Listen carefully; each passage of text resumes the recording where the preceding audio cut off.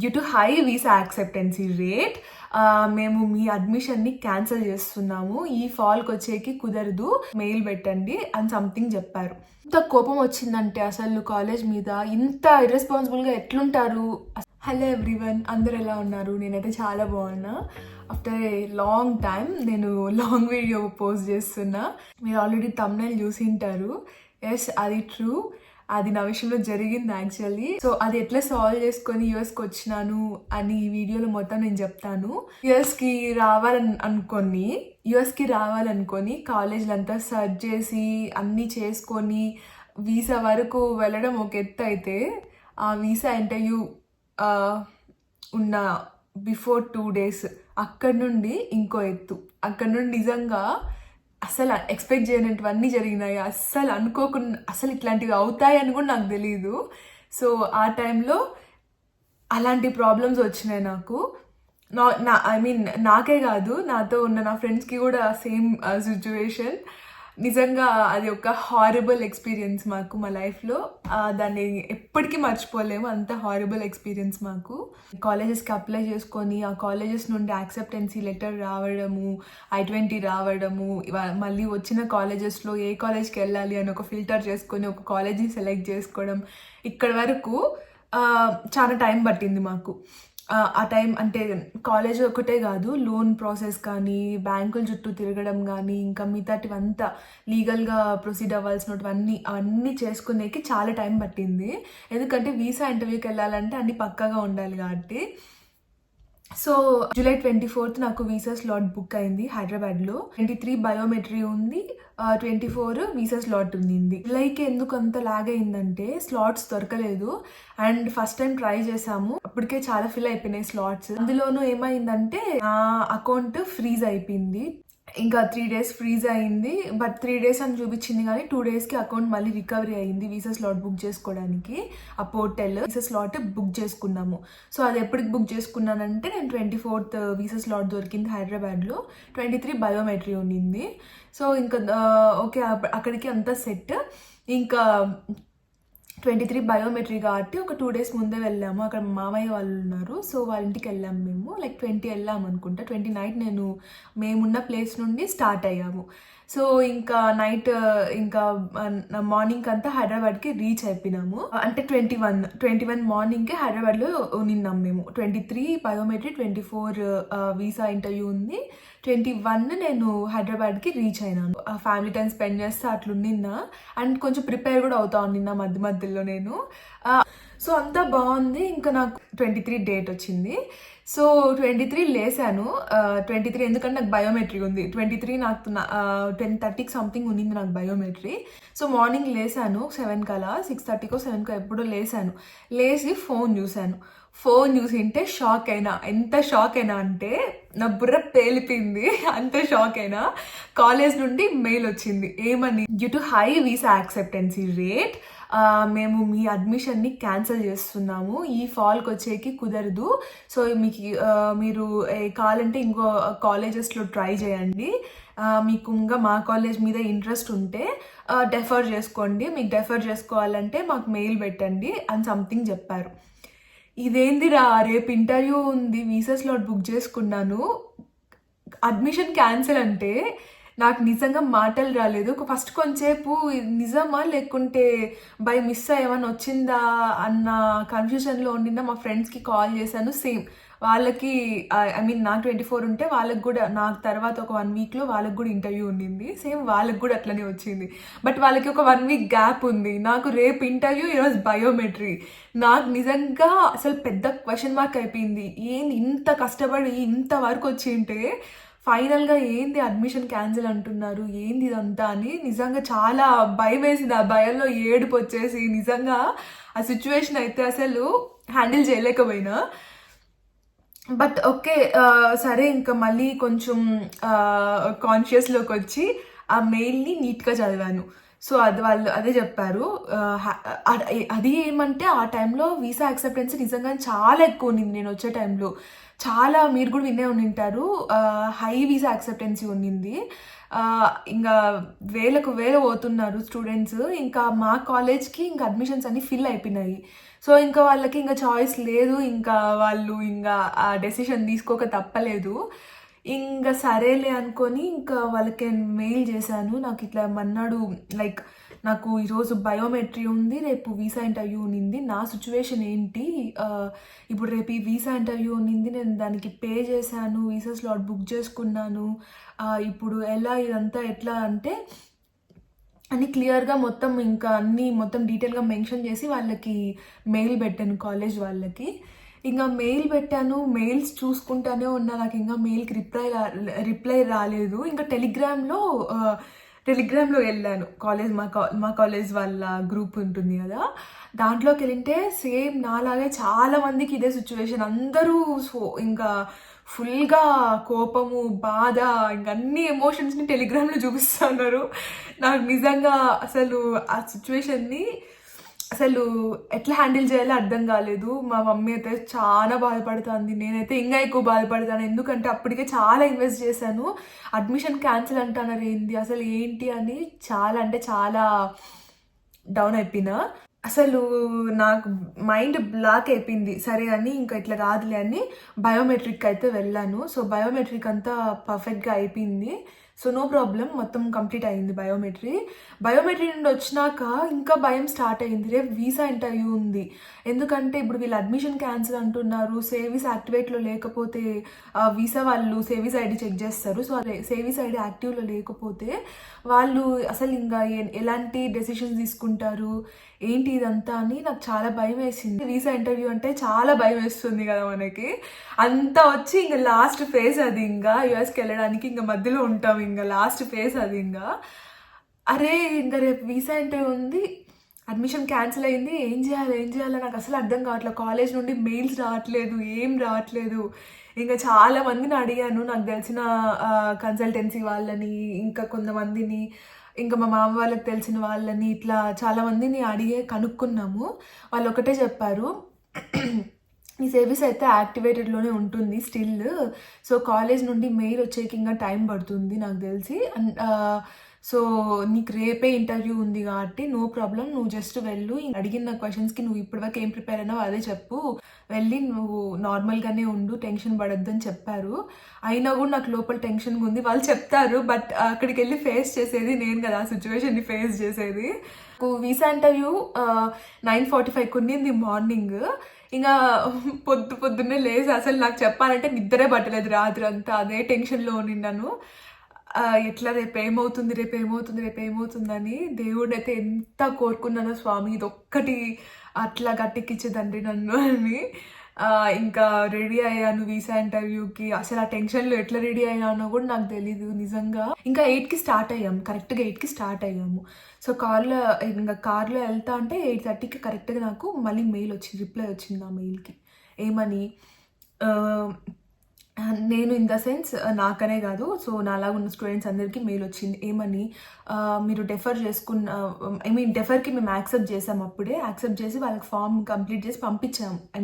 Biometry రోజే మేము డెఫర్కి వాళ్ళు లింక్ ఇచ్చారు, మీకు డెఫర్ చేసుకోవడానికి ఇంట్రెస్ట్ ఉంటే నెక్స్ట్ సెమిస్టర్కి నెక్స్ట్ ఇంటేక్కి మీరు ఈ లింక్ ఫిల్ చేయండి, మాకు సబ్మిట్ చేయండి అని చెప్పారు. సో ఇంకా ఏమాత్రం ఛాన్స్ తీసుకోకుండా ఇంకా సబ్మిట్ చేసాము. సర్లే ఇంకా ఎట్లయితే అట్లా అయిందిలే అని. దానికి మళ్ళీ మాకు అందరికీ రిప్లై వచ్చింది, డెఫర్ చేసుకున్న వాళ్ళందరికీ రిప్లై వచ్చింది, మీకు ఈ వీక్ ఆర్ అప్కమింగ్ 2 వీక్స్లో మీకు వీసా ఇంటర్వ్యూస్ ఉంటే మీరు ప్రొసీడ్ అవ్వండి, అందరికీ ఇంకా నెక్స్ట్ ఇంటేక్ అయితే ఖచ్చితంగా సీట్ ఇప్పిస్తాం మేము అని ఇంకా చెప్పారు. ఇంకా ఏదో పెట్టారు, అట్లీస్ట్ దానికి ఇప్పుడైతే సర్వీస్ యాక్టివేటెడ్లోనే ఉంటుంది మీకు అని చెప్పారు. సో దానికి నేను హ్యాపీగా ఫీల్ అయినాను. ఇంకా వెళ్ళాను లోపలికి, ఇంకా నా టైం వచ్చింది, ఇంకా లోపలికి వెళ్ళాను. సో 9:45 అంటే 9:15కి మమ్మల్ని లోపలికి పిలిచారు. ఒక ½ అన్ అవర్ ముందు లోపలంతా మళ్ళీ ఆ చెక్కింగ్స్ అన్నీ ఉంటాయి కదా. సో ఇంకా లోపలికి వెళ్ళాను 9:15కి దండం పెట్టుకొని దేవుడిని. అసలు నేనైతే ఆ ఇంటర్వ్యూలో ఆ లైన్ చాలా పెద్ద లైన్ ఉంది, అసలు ఎవ్వరి కల్లా చూడలేదు. అసలు అక్కడ ఇంటర్వ్యూ అయ్యి బయటకు వెళ్తున్నారు కదా, వాళ్ళ కల్లా కూడా చూడలేదు. ఇఫ్ ఇన్ కేస్ ఎవరన్నా వీసా యాక్సెప్ట్ అవ్వకుండా వాళ్ళు బాధతో ఏడుస్తా ఇట్లా ఎవరు పోతా ఉంటే వాళ్ళని చూసి నేను ఇంకా ఎక్కువ టెన్షన్ పడిపోతానని ఇంకెవ్వరిని చూడలేదు. నేను ఇంకా కళ్ళు తెరుచుకొని బ్లైండ్గా ఉన్నా ఎవరిని చూడకుండా అట్లుండింది నా పరిస్థితి ఆ రోజైతే. వెళ్ళాను, ఇంక నా టర్న్ వచ్చింది వీసా ఇంటర్వ్యూ పిలిచారు, ఇంక వెళ్ళి నిల్చుకున్నాను. లోపల నా హార్ట్ బీట్ అయితే ఎక్కువ కొట్టుకుంటాంది. అయినా అంటే కాలేజ్ వాళ్ళు వీసా ఇంటర్వ్యూస్ ఉంటే మీరు వెళ్ళొచ్చు అని చెప్పారు కదా, అయినా కూడా భయం వేసింది నాకు. ఎందుకో తెలీదు, చాలా భయం అనిపించింది నాకు, ఏమవుతుందో ఏమో అని. నాకు నేను చెప్పుకున్నాను ఆ టైంలో, ఏం కాదు, అంత మంచిగా అవుతుంది, నువ్వు కూల్గా ఉండు అని. ఇంకా నేనే సర్ది చెప్పుకొని 5 seconds బ్రీత్ తీసుకొని ఒక కూల్ అయినా కొంచెం ఆ టైంలో మాత్రం. ఎందుకంటే మళ్ళీ నేను ఏం చెప్పాలనుకున్నానో అంతా ఇంకా చెప్పలేను కదా, కన్ఫ్యూజ్ అయిపోతాను. ఇంకా అది ఎట్లా కన్వే అవుతుందో మనకు తెలియదు. సో కూల్ అయ్యి ఇంకా ఆయన ఫస్ట్ క్వశ్చన్స్ అడగడం స్టార్ట్ చేశాడు. ఏమని అడిగాడు, యూనివర్సిటీ నేమ్ అడిగారు. ఇట్లా చెప్పాను నా సో అండ్ సో యూనివర్సిటీ అని. వై దిస్ కోర్స్ అన్నాడు. ఇంకా దానికి ప్రిపేర్ అయ్యింది చెప్పాను. సంథింగ్ ఏదో చెప్తుంటే దానికి నాకు పెద్ద గుర్తు కూడా లేదు. ఆ టెన్షన్లో అసలు ఏం చెప్పానో కూడా నాకే తెలీదు. ఏదో చెప్తుంటే వెరీ ఫ్లెక్సిబుల్ కరికులం సంథింగ్ ఏదో అంటే వై ఇట్ ఈస్ ఫ్లెక్సిబుల్ అన్నాడు. అరే నేను వై ఇట్ ఈస్ ఫ్లెక్సిబుల్ అంటే ఏం చెప్పాలి? ఆ టైంలో కూడా ఏదో చెప్పాను.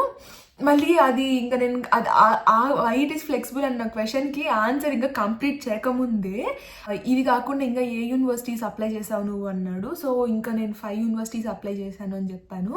ఆ 5 యూనివర్సిటీలో వై ఓన్లీ దిస్ యూనివర్సిటీ అని అడిగాడు. అంటే ఆ 5 యూనివర్సిటీస్లో ఇదే సెలెక్ట్ చేసుకోవడానికి రీజన్ ఉంది. ఎందుకంటే వాళ్ళు కొంచెం అంటే కంపేర్ టు 4 అదర్ యూనివర్సిటీస్తో పోలిస్తే ఈ యూనివర్సిటీ నాకు కొంచెం స్కాలర్షిప్ ఎక్కువ స్పాన్సర్ చేసింది. సో అది కూడా ఒక రీజన్. సో అది చెప్పా ఆయనకి. క్వశ్చన్కి ఆన్సర్ సెట్ అయింది. మళ్ళీ అక్కడ ఎవరైనా ఉన్నారా అని అడిగాను నన్ను. లైక్ ఎవరైనా మీకు ఫ్యామిలీ మెంబర్స్ కానీ మీ ఫ్రెండ్స్ కానీ ఎవరైనా అక్కడ యూనివర్సిటీ దగ్గర ఉన్నారా అంటే నాకు అసలు ఫస్ట్ ఆ క్వశ్చన్ చెప్పినప్పుడు నాకు అర్థం కాల. ఆయన అస్సలు అర్థం కాలేదు, నాకు అర్థం కాలేదు. మళ్ళీ రిపీట్ చేయించుకున్నాను, అప్పటికే అర్థం కాలేదు, నాకు సరిగ్గా వినపడట్లేదు.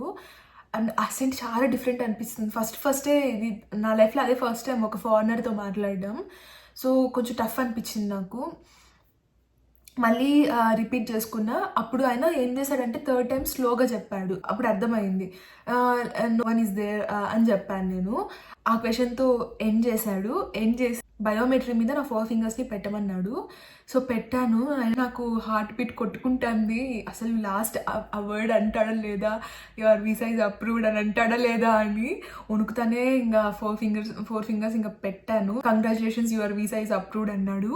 ఓ మై గాడ్, నిజంగా ఆ వర్డ్ అన్నాక అప్పటి వరకు పడిన 2 days పడిన టెన్షన్ అంతా ఇట్లా వెళ్ళిపోయింది. నాకు నిజంగా కళ్ళలో నీళ్లు తిరిగినాయి. ఇంకా వెంటనే ఇంకా మా అమ్మని చూడాలని ఇంకా ఫాస్ట్గా వెళ్ళిపోయినా నేనైతే. ఆడు నాకు ఇంకంతా అసలు సౌండ్స్ అంతా ఏమి వినపడట్లా. ఆ వీసా అప్రూవ్ అయింది, congratulations, your visa is approved అన్నాడు కదా. ఆ మాట ఒక్కటే నాకు ఇట్లా మాటికి నా చెవులల్లో మోగుతుంది. ఫాస్ట్గా మా మమ్మీ దగ్గరికి వెళ్ళి ఫస్ట్ ఏం చేశా అంటే నటిద్దాం అనుకున్నా. సాడ్గా వచ్చి కొంచెం ఓవర్ యాక్షన్ చేద్దాం అనుకున్నా. బట్ మనకి నవ్వే ప్రాబ్లం ఉంది కదా, అంటే అది చేద్దాం అనుకున్నా, నవ్వు కొంచెం వచ్చింది. సో మా మమ్మీకి అర్థమైపోయింది. బట్ ఏదో నటించిన కానీ నమ్మలేదు. చెప్తున్నాను, మా మమ్మీ ఇంకా ముద్దు పెట్టి ఇంకా అక్కడ బాలాజీ టెంపుల్ ఒకటి ఫేమస్ ఉంది కదా, మా అమ్మ మొక్కునిందంట రాత్రి, అంటే వీసా ఇంటర్వ్యూ ముందు రోజు రాత్రి ఏం లేకుండా అయిపోతే వస్తాను స్వామి అని. ఇంకా వెంటనే ఇంకా క్యాబ్ బుక్ చేసుకొని ఇంకా అక్కడికి వెళ్ళాము మేము. నిజంగానే దేవుడికి చాలా థ్యాంక్స్ చెప్పుకున్నా. ఎందుకంటే ఆ సిచ్యువేషన్ నేను ఎంత స్ట్రగుల్ అయినానో ఆ 1.5 day నాకు తెలుసు. నిజంగా చాలా అంటే చాలా స్ట్రగుల్ అయినాను. ఎంత భయం వేసిందంటే నాకు, అరే ఇంతవరకు ఆ లోన్ కానీ అప్లై చేసుకోవడం కానీ ఎగ్జామ్స్ కానీ ఇవన్నీ ఇంత స్ట్రగుల్స్ ఫేస్ చేసి అంతా బుక్ చేసుకొని అంతా అయిపోయింది, వీసా ఇంటర్వ్యూ ఇక్కడికి వచ్చినామంటే దాని ముందు రోజు మీ అడ్మిషన్ క్యాన్సిల్ అయింది అన్న మెయిల్ కాలేజ్ నుండి వస్తే ఎంత టెన్షన్ ఉంటుంది అసలు. ఓకే ఇంకా అయ్యింది, ఇంకంత హ్యాపీ. ఇంటికి వచ్చేసాము. ఇంకెట్లనో 6 months వేస్ట్ అయింది. సో వేస్ట్ అయిందని నేనేం అనుకోలే. ఓకే ఇట్స్ ఓకే, నాకు ఇంకా కొన్ని వర్క్స్ ఉన్నాయి. అప్పుడే హౌస్ రెనోవేషన్ కూడా పెట్టుకున్నాము. సో మమ్మీ వాళ్ళకి నేను దాంట్లో హెల్ప్ చేస్తాను నిన్న ఇంకా హౌస్ రెనోవేషన్లో. ఫ్లైట్ టికెట్స్ కూడా బుక్ చేసుకునేసాం. మా ఫ్రెండ్స్కి కూడా అంతా అప్రూవ్ అయిపోయింది.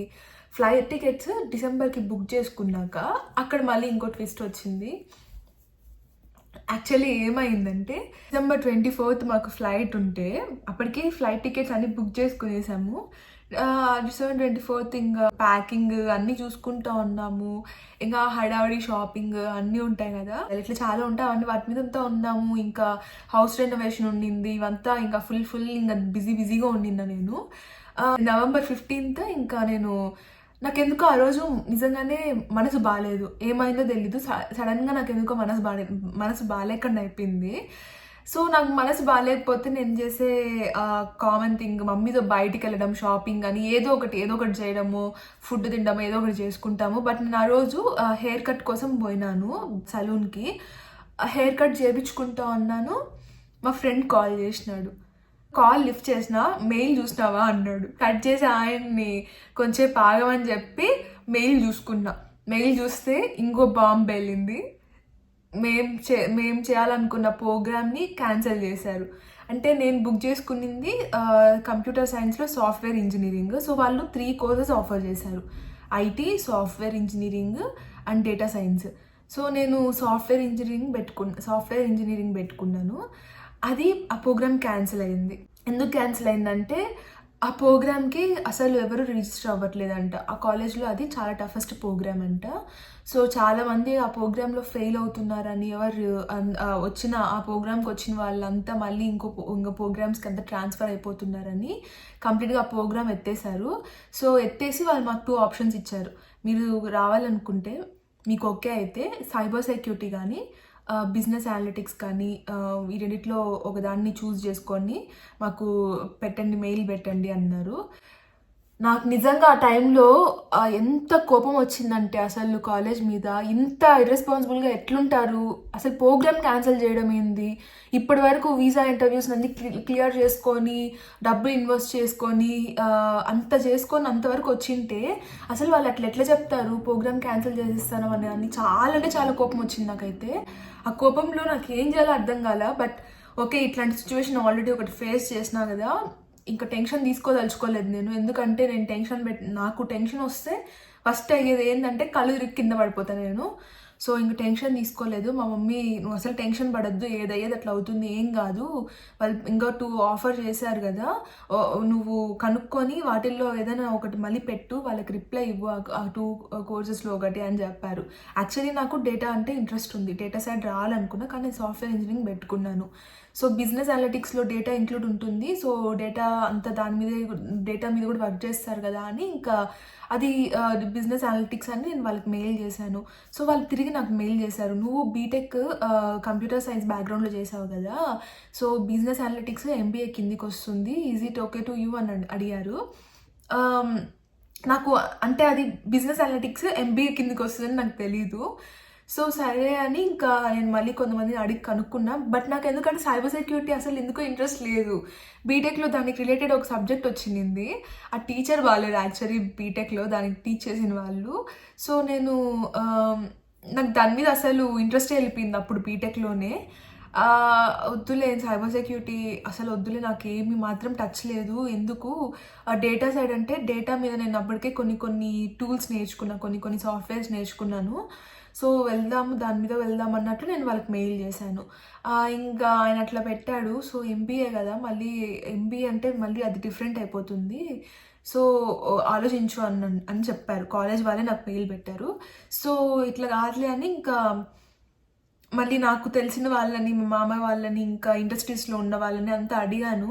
సైబర్ సెక్యూరిటీ యాక్చువల్లీ బాగుంటుంది, మంచి డిమాండ్లో కూడా ఉంది, నీకు నచ్చుతుంది, యాక్చువల్లీ ఇంట్రెస్టింగ్ ఉంటుంది సబ్జెక్ట్ అంతా, నా సజెషన్ సైబర్ సెక్యూరిటీనే అని చాలామంది నాకు సజెస్ట్ చేశారు. సర్లే అని ఇంకా సైబర్ సెక్యూరిటీ అని చెప్పాను. ఇంకా సెక్యూరిటీనే తీసుకున్నాను నేను. వాళ్ళకి తిరిగి మెయిల్ పెట్టాను, okay I will go with cyber security అని. I-20 పంపించేశారు. ఒక 1 వీక్లోనే నాకు మళ్ళీ I-20 వచ్చేసింది. అప్పుడు నిజంగా చాలా కూల్ అయినా నేను, ఎందుకంటే ఎంత భయపడ్డాను ఇట్లాంటి సిచ్యువేషన్స్ వచ్చినప్పుడు. నాకు తెలుసు ఆ సిచ్యువేషన్స్ని ఎట్లా ఫేస్ చేశాను అని. అప్పటి వరకు వచ్చి తర్వాత అడ్మిషన్ క్యాన్సిల్ అయింది ఒకసారి, మళ్ళీ నీ ప్రోగ్రామే ఎత్తేసాము అని ఇంకోసారి ఎంత భయం వేసి ఉంటుందో నాకు తెలుసు అసలు నాతో పాటు మా పేరెంట్స్ కూడా అసలు చాలా సఫర్ అయ్యారు ఆ టైంలో. బట్ నాకు చాలా సపోర్టివ్గా వెనకాల ధైర్యంగా ఉండిన్నారు. నేను చాలా డౌన్ అయిపోయినా. I'm like very sensitive person. ఇట్లాంటివి హ్యాండిల్ చేయలేను ఒక్కొక్కసారి నేను. సో వాళ్ళు నాకు మంచిగా సపోర్ట్ ఇచ్చారు బ్యాక్ సైడ్. సో ఇవన్నీ కొంచెం ఓవర్కమ్ చేయగలిగిన నేను. ఇంకా న్యూ i20 వచ్చింది. Okay fine. ఇంకా December 24th ఇంకా ట్రిప్ అది ఉంది కదా ఇంకా ఫ్లైట్. అప్పటి వరకు నేను టెన్షన్ పడతానే ఉన్నా, మళ్ళీ ఏమవుతుందో మళ్ళీ ఏమన్నా ఇట్లా వస్తాయా అని. అసలే నాకు కొంచెం ఓవర్ థింకింగ్ ఎక్కువ, చాలా టెన్షన్ పడతా నిన్న అసలు. యా బై గాడ్స్ గ్రేస్ ఏం రాలేదు, అంత మంచిగానే అయింది దాని తర్వాత. బట్ ఇమిగ్రేషన్లో క్వశ్చన్స్ ఎక్కువ అడుగుతారేమో అని కొంచెం భయపడ్డాను. బట్ ఇమిగ్రేషన్లో ఏమి అసలు అన్ని క్వశ్చన్స్ కూడా అడగలేదు, జస్ట్ నార్మల్గానే అడిగారు. సో అవన్నీ ఇంకా దాటి యుఎస్లో అడుగు పెట్టాక ఆ మొమెంట్ మాత్రం ఒక పెద్ద రిలీఫ్ అని చెప్పాలి. మంచిగా పెద్ద బ్రీత్ తీసుకున్నాను నేనైతే. ఫైనలీ ఎన్నో స్ట్రగుల్స్ దాటి వచ్చినారా దేవుడా అని దేవుడికి దండం పెట్టుకొని ఇంకా మమ్మీ వాళ్ళకి కాల్ చేసి ఇంకా సేఫ్గా రీచ్ అయిపోయిన మమ్మీ ఇంకా అని చెప్పేశాను. ఇది నా స్టోరీ. సో ఎన్ని ట్విస్ట్లు ఉన్నాయి కదా, అసలు నేనే ఎక్స్పెక్ట్ చేయాలి ఇట్లాంటివన్నీ నేను ఫేస్ చేస్తానని.